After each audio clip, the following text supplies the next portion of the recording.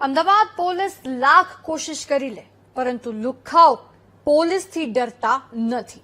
આજે તે વાત સાબિત થઈ ગઈ છે, કારણ કે જે લુખ્ખાઓને પોલીસે 8 મહિના પહેલા પીડિત પરિવાર પર થયેલા હુમલા પછી ઝડપ્યા હતા, તે જ લુખ્ખા જેલમાંથી બહાર આવતાની સાથે જ ફરી તેની औकात પર ઉતરી આવ્યા।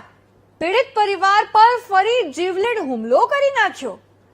ત્યારે કેવી રીતે લુખ્ખાઓ કાયદો વ્યવસ્થાને પડકારી રહ્યા છે? અમદાવાદમાં કેમ એવું કહેવું પડી રહ્યું છે કે હવે અમદાવાદમાં ગુંડારાજ થઈ રહ્યું છે? આવો જોઈએ।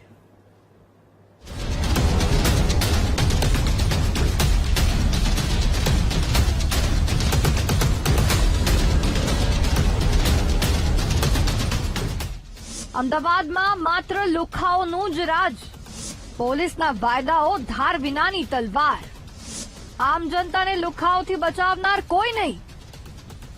સામાન્ય રીતે ગુંડા તત્વોમાં પોલીસનો ડર હોય છે, પરંતુ અમદાવાદમાં લુખ્ખાઓને પોલીસનો ડર જ નથી અને જનતાને હવે પોલીસ પર ભરોસો રહ્યો નથી। કારણ તમારી સામે છે। 8 મહિના પહેલા શહેરના મકરબા વિસ્તારમાં રહેતા મનીષભાઈ રાઠોડ અને તેના પરિવાર પર કુખ્યાત મસ્તાની ગેંગના લુખ્ખાઓએ હુમલો કર્યો હતો। ત્યારે પણ 6 લુખ્ખા તલવાર અને છરા સાથે મનીષભાઈના ઘરમાં ઘૂસી ગયા હતા। જોકે પોલીસે આ હુમલા પછી કાર્યવાહી કરી, પરંતુ 8 મહિનામાં લુખ્ખા છૂટ્યા અને ફરી મનીષભાઈ પર જીવલેણ હુમલો કરી નાખ્યો। આ હુમલો મારી નાખવાના ઇરાદા સાથે જ થયો। તલવાર અને છરા જેવા હથિયારોથી મનીષભાઈના શરીર પર ઠેર ઠેર ઘા ઝીંક્યા। મનીષભાઈ પર હુમલો કર્યા પછી લુખ્ખાઓ ભાગી ગયા, જ્યારે મનીષભાઈને ગંભીર હાલતમાં હોસ્પિટલ ખસેડવામાં આવ્યા। ભાવેશ દેસાઈ, ભાર્ગવ દેસાઈ મુખ્ય આરોપી। ભાર્ગવ પાસેથી મનીષભાઈએ લીધા હતા વ્યાજે રૂપિયા। મુદ્દલ સાથે 30% વ્યાજ ચૂકવ્યા પછી પણ રૂપિયાની માંગણી। મનીષભાઈએ રૂપિયા ન આપતા લુખ્ખાઓએ કર્યો હતો હુમલો। વ્યાજખોરોનો ત્રાસ રાજ્યમાં ઘટવાની જગ્યાએ વધતો જઈ રહ્યો છે। આરોપી ભાવેશ અને ભાર્ગવ દેસાઈએ મનીષભાઈને વ્યાજે રૂપિયા આપ્યા।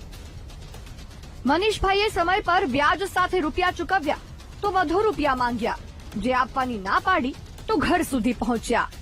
એકવાર જેલમાં ગયા પણ બહાર આવતા ફરી હુમલો કર્યો અને પોલીસને ખુલ્લો પડકાર ફેંક્યો।